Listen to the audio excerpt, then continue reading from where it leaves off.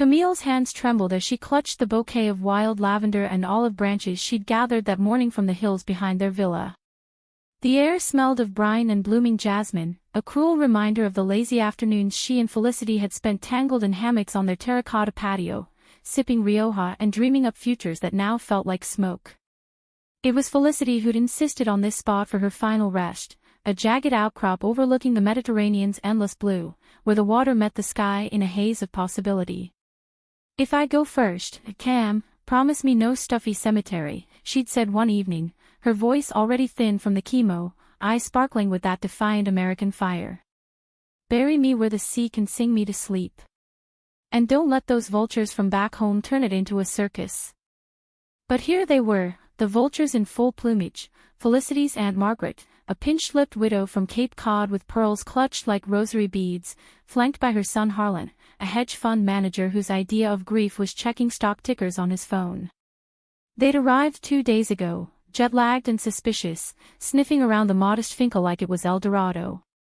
The house, white stucco walls draped in bougainvillea, a courtyard fountain trickling endlessly, wasn't grand by their standards, but to Camille, it was sanctuary. She'd poured her inheritance from a long-dead French father into it 15 years ago, back when she was a broke art student in Madrid, sketching tourists for euros. Felicity had wandered into her life like a storm off the Atlantic, a 28-year-old marine biologist from Seattle, on sabbatical to study Iberian kelp forests, with sun-bleached hair and a laugh that echoed like gulls. They'd met at a tapas bar in Cartagena, bonding over patatas bravas and debates on climate change, and by dawn, Camille knew she'd found home in those sea-green eyes. Now, as the notary, a stooped local named Señor Ruiz with a mustache like a broom, unfurled the document under the relentless Spanish sun, Camille felt the weight of 20 years pressing down. The mourners shifted uneasily on the pebbled path, Harlan muttering something about European theatrics, while Margaret dabbed her eyes with a lace handkerchief that looked suspiciously dry.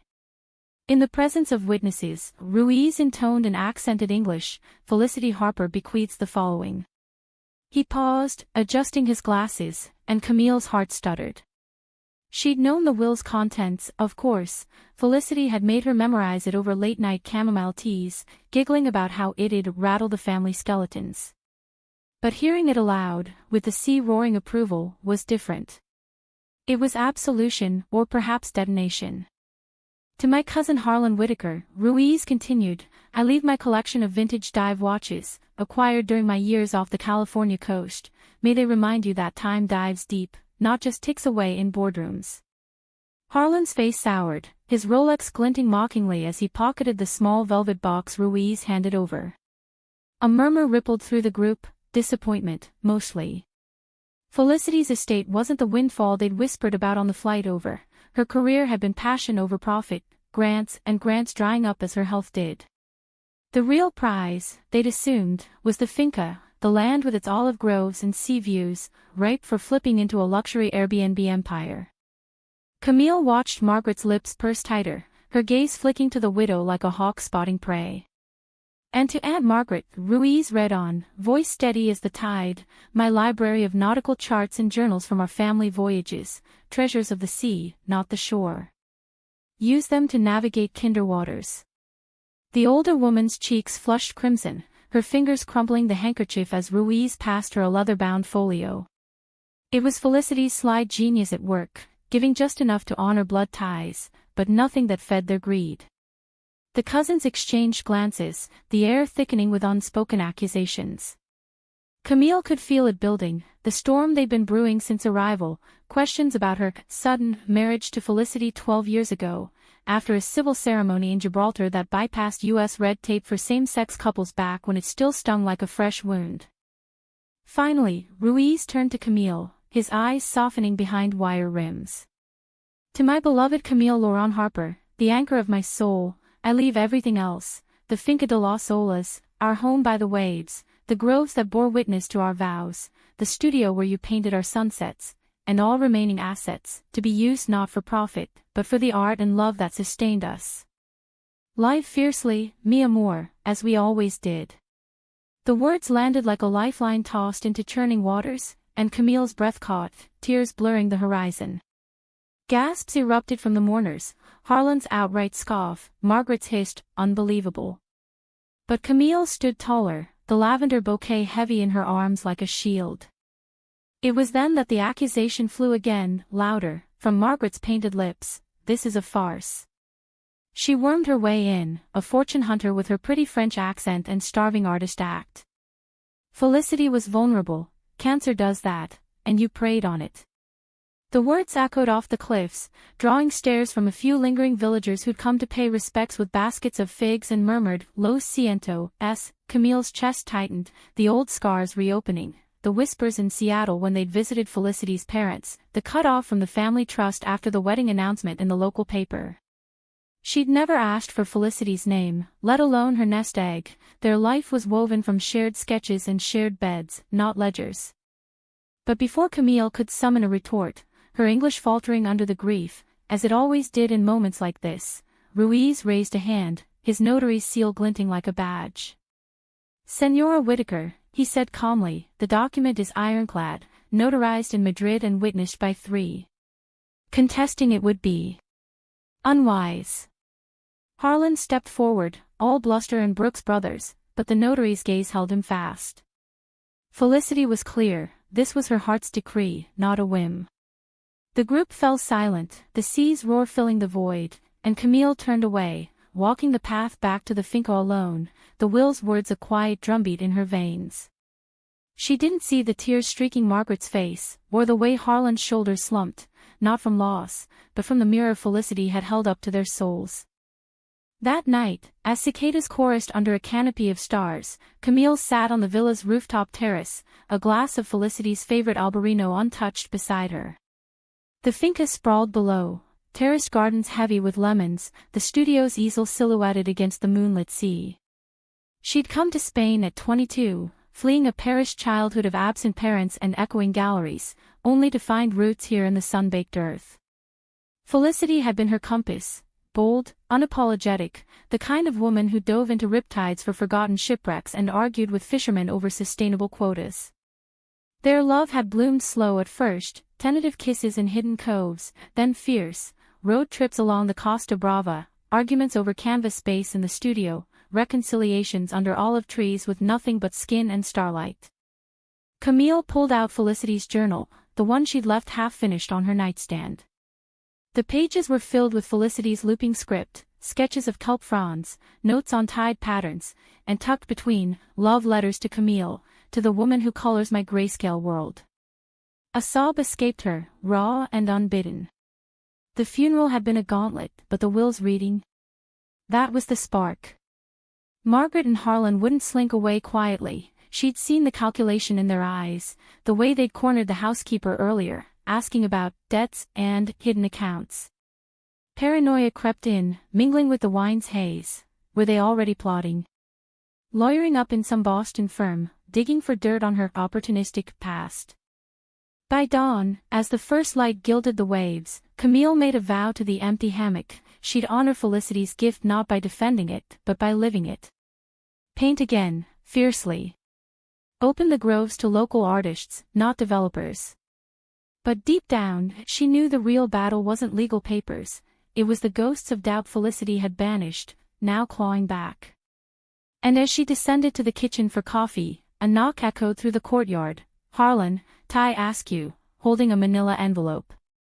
"We need to talk, Camille. Family business." Harlan's envelope wasn't a threat, not outright, just a sheaf of printed emails from a private investigator, timestamps glaring like accusations. "Felicity's accounts, transfers to your name over the years," he said, voice low as they stood in the courtyard, the fountain's trickle mocking the tension. "Looks bad, cousin-in-law. Real bad." Camille's stomach twisted, she recognized the dates, gifts for the studio's leaky roof, the medical bills that insurance had ghosted. But in black and white, stripped of context, they painted her as a leech, siphoning Felicity's modest savings while the cancer gnawed.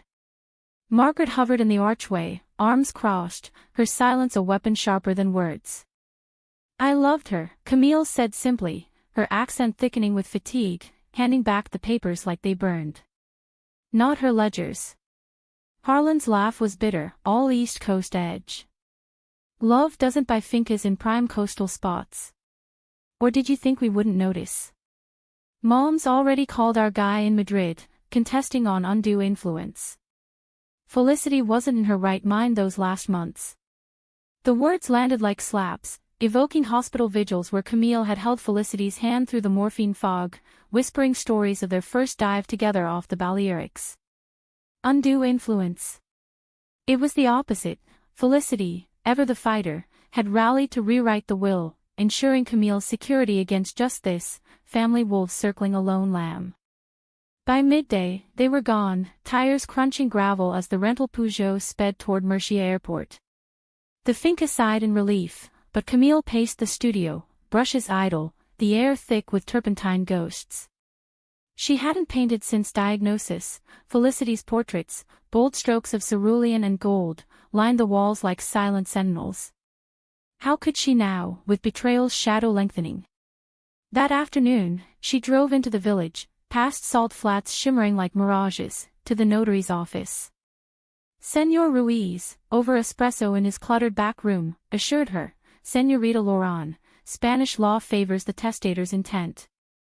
Blood or no, this is hers. But his eyes held worry. International disputes, he warned, could drag on, drain the very assets meant to protect her. Back home, as dusk painted the sea in bruised purples, Camille found solace in routine, harvesting olives with calloused hands, the fruit's bitterness mirroring her mood. The groves were Felicity's pride, ancient trees she'd coaxed back from drought with American ingenuity and local lore, turning them into a co-op for widowed farmers.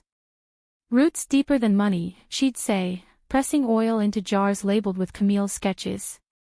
Now, alone, Camille bottled the harvest, her mind wandering to their wedding, a barefoot affair on these very cliffs, with a guitar-strumming neighbor as officiant and the sea as witness. No rings, just matching tattoos of crashing waves on their wrists, inked in a smoky Cartagena parlor. Felicity's family had boycotted, sending regrets via email, but Camille's Parisian cousins had toasted with absinthe, declaring it the most romantic rebellion. Sleep came fitful that night, dreams tangled with Margaret's sneer and Felicity's fading laugh. She woke to emails, Harlan's curt, expect papers soon, followed by a warmer one from Sophia, Felicity's old grad school buddy in Barcelona. Heard about the funeral circus. Need backup. I'm driving down. Sophia, tall, no-nonsense with a buzz cut and a PhD in ocean policy, had been their third wheel in early days, crash-landing barbecues with bad puns and better advice. Camille typed back yes, desperation cloaked in nonchalance, and by noon, Sophia's battered Citroën rattled into the drive, trunk stuffed with paella fixings and legal pads. Over lunch on the patio, arroz con pollo steaming, wine flowing like confessions, Sophia laid it out. They're bluffing, Cam. Felicity dotted every I. But they'll make noise to scare you into settling, maybe split the land. Camille's fork paused mid-air, the idea of carving up their haven like a pie nauseating. I'd rather burn it, she muttered, half joking. Sophia's grin was fierce. That's the spirit. Fight dirty if you have to, expose their skeletons. Turns out, Felicity had shared stories, Harlan's insider trading whisper, Margaret's discreet alimony settlements.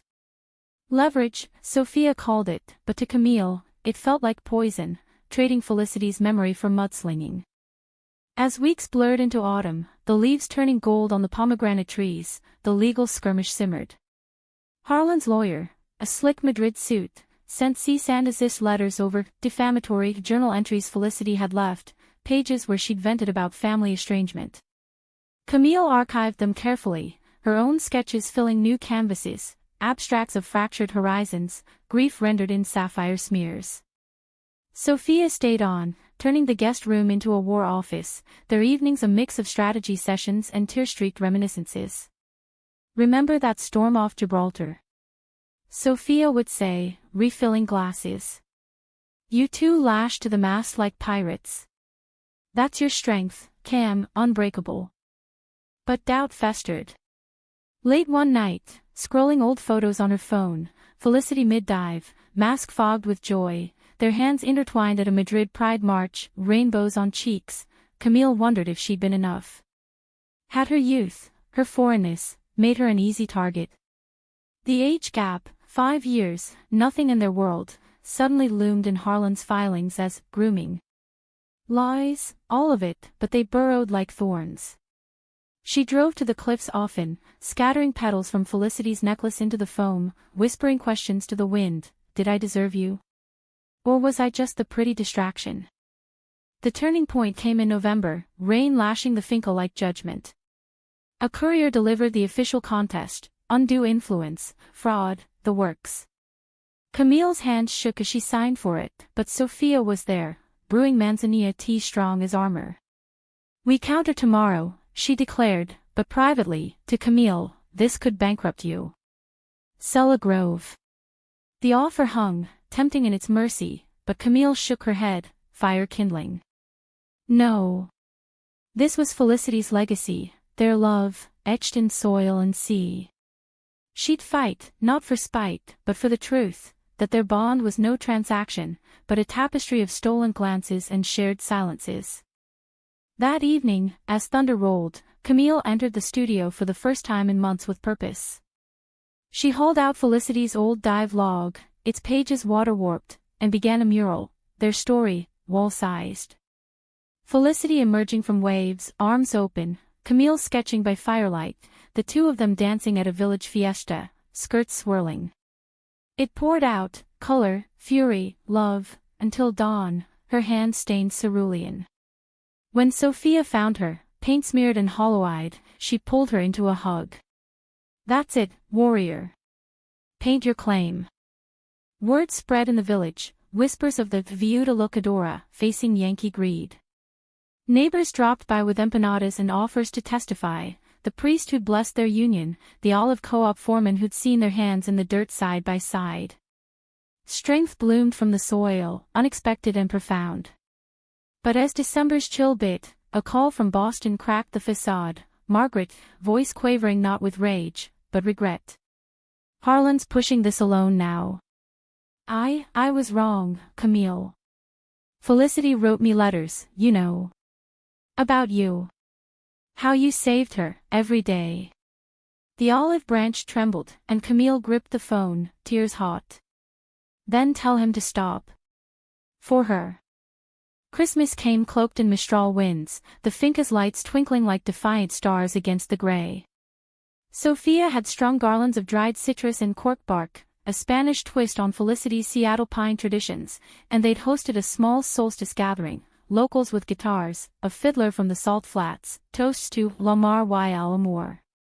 Camille danced once, barefoot on cold tiles, Sophia's arm around her waist, but her heart was adrift, Harlan's silence ominous, the court date looming in February like a squall line.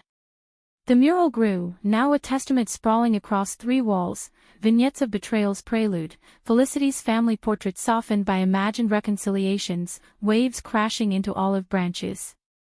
January brought the counter-filing, Sophia's hand steady as she notarized it in town. Camille's affidavit was raw poetry, pages of their life, from that first tapas night. She ordered extra aioli, laughed when it dripped on her chin. I knew then, in the candle flicker, she'd upend my world, to hospital haikus scribbled on napkins. Felicity chose me daily, she wrote, not despite my flaws, but through them. Our love was no ledger, but a lighthouse, guiding, enduring. The judge, a stern woman from Valencia with a rainbow pin discreet on her lapel, scheduled mediation. Amicable, señoras, she urged, but Camille saw the subtext, Spain's courts favored harmony, especially for expat dramas. Mediation unfolded in a sterile Murcia conference room, fluorescent hum underscoring the farce. Harlan arrived solo, tie loosened, Margaret absent, her apology call a ghost in the air. His lawyer droned technicalities, but when Camille spoke, unscripted, the room shifted. You call me gold digger, she said, accent lilting like a forgotten song, but what did I mine? Her joy in dawn swims. Her quiet in storms. Felicity built this life with me, brick by loving brick. Take the watches, the charts, trinkets. But the heart of it. That's ours, woven from years you never witnessed. Harlan's facade cracked, he rubbed his temples, eyes red-rimmed. She cut us out long before you, Cam.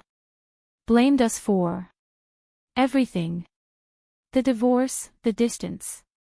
His father's, Felicity had confided once, homophobic rifts after her coming out at 19, a trust fund severed like an umbilical cord. The mediator, sensing fracture, called recess. Over vending machine coffee, Harlan confessed, Mom's dying. Pancreatic. She made me promise to fix this, for Felicity's sake. Camille's breath hitched, the Will's kinder waters echoed cruelly. No triumph, just shared ache. Then honor her, Camille said softly. Drop it. Let her rest. He nodded, slow as tides turn, and by afternoon, papers were signed, contest withdrawn, a nominal bequest to Margaret's care. The Finca stayed whole, but victory tasted bittersweet, forged in another's loss, a reminder that family wounds fester across oceans. Spring unfurled tentative, almond blossoms carpeting the groves like confetti. Camille threw herself into the land, co-op meetings with weathered farmers, their stories of Franco-era hardships mirroring her own displacements. She hosted workshops in the studio, queer artists from Madrid and Barcelona, painting en plein air on the cliffs, their canvases alive with lesbian lineages, Sappho in saffron robes, modern muses mid-kiss. Sophia stayed through it, their friendship deepening into something sisterly, late-night talks on the terrace dissecting heartbreaks old and new. You think she'd approve? Camille asked one night, stars pricking the velvet sky. Sophia chuckled. Hell, she'd be leading the charge, dive knife in one hand, brush in the other. But ghosts lingered. Letters arrived from Margaret, sporadic, scrawled in a weakening hand, recipes from Felicity's childhood, apologies wrapped in faded photos. I was scared, one read. Of her choices, of losing her to a world I didn't understand. You gave her wings, I clipped. Camille framed them beside the mural, a new panel emerging, reconciliation's fragile bridge, figures clasping hands over chasms. Harlan visited once, awkward in khakis, bringing Seattle rain gear as peace offering. They walked the groves, him asking halting questions about Felicity's last days. She talked about you, Camille shared, halting too. How you two built forts as kids. Wanted you here, at the end. He wept then, under an ancient olive, and left with a hug that lingered, tentative family, reborn in grief's forge. Yet climax brewed in subtlety, a betrayal not of kin, but self. One August dawn, sorting Felicity's dive gear for donation, Camille unearthed a locked box, letters, yellowed, from Felicity's pre-Camille days. Seattle flings, a Sirius X named Jordan, marine engineer, all stability and shared sails. I almost stayed, Felicity had written in her journal, tucked inside. But you. You were chaos and color. I chose the dive, not the dock. Doubt surged, tidal, had she stolen Felicity from safety? Dragged her to Spain's uncertainties? The questions gnawed, nights spent pacing the empty bed, waves mocking her isolation. Confrontation came unbidden, in a dream vigil at the grave. Rain slicked, she knelt, pouring Albarino libation. Was I enough? She cried to the stone. Wind answered with a gust, scattering petals, and in the quiet after, clarity. Love wasn't ledger or lack, it was choice, renewed daily. Felicity had chosen her, flaws and all, as she'd chosen back. Betrayal? Only if she dishonored that by doubting. Rising, soaked and resolved, Camille drove home to burn the letters, not in anger, but release. Ashes swirled into the sea, a final offering. Autumn's harvest moon rose fat and amber, gilding the finca in harvest gold. The co-op yielded its best oil yet, fruity, peppery, bottled with labels of Camille's murals, shipped to Boston as Harlan's requested peace tokens. Margaret's letters grew fainter, but one arrived crisp. I'm at peace, dear. Thank you for forgiving what I couldn't. She passed quietly in October, Harlan's call a bridge crossed. She asked for Felicity's charts at the end, he said, voice thick. Said they showed the way home. Camille mailed the folio back, no words needed, gestures now their language. The year waned, winter's breath frosting the groves, but Camille's fire burned steady. She mentored a young painter from the village, Elena, 19, wide-eyed and queer, sketching stolen kisses in hidden alleys. How do you love without fear? The girl asked over tea. Camille smiled, tracing her wave tattoo. You jump. And trust the current. Their sessions filled the studio with laughter, echoes of Felicity's, and Camille's canvases evolved, less storm, more serenity, horizons merging sea and sky. Climax crested not in court or confession, but creation, a commission from Sofia's University, a mural for Barcelona's Ocean Institute, tides of belonging. Camille poured months into it, traveling by train with sketchbooks, the Ebro Valley's vines blurring past like veins of earth. Felicity's spirit rode shotgun, in every brushstroke, divers entwined in kelp, lovers anchoring against gales, rainbows arcing over wrecks. Unveiled in spring, it drew crowds, activists, artists, a tearful Harlan in the throng. She'd hate the fuss, he joked later, over tapas, but loved the message. For the first time, family felt possible, not blood deep, but chosen, like love itself. Betrayal's shadow lifted fully that summer. In a whim, Camille chartered a boat off Cabo de Palos, Sofia and Elena aboard, diving the site of Felicity's last research grant. Masks down, the world hushed, coral cathedrals, fish schools silver as confetti. At depth, Camille unclipped a locket with Felicity's photo, letting it drift to the seafloor like a message in a bottle. Bubbles rose, carrying grief skyward, and surfacing, she felt unburdened, love not lost, but layered into the deep. Years folded forward. The finca thrived as artists retreat, queer pilgrims from across the Atlantic, a poet from Portland chronicling olive whispers, a filmmaker capturing cliffside vows. Camille, lines etching her face like canvas cracks, painted on, portraits of Elena's wedding to her architect love, Harlan's kids splashing in the fountain during visits. Margaret's bequest, a surprise trust, funded scholarships for sea conservation, Felicity's passions immortalized. One twilight, as cicadas resumed their chorus, Camille sat on the rooftop, journal open, hers now, filled with sketches of sunsets yet to come.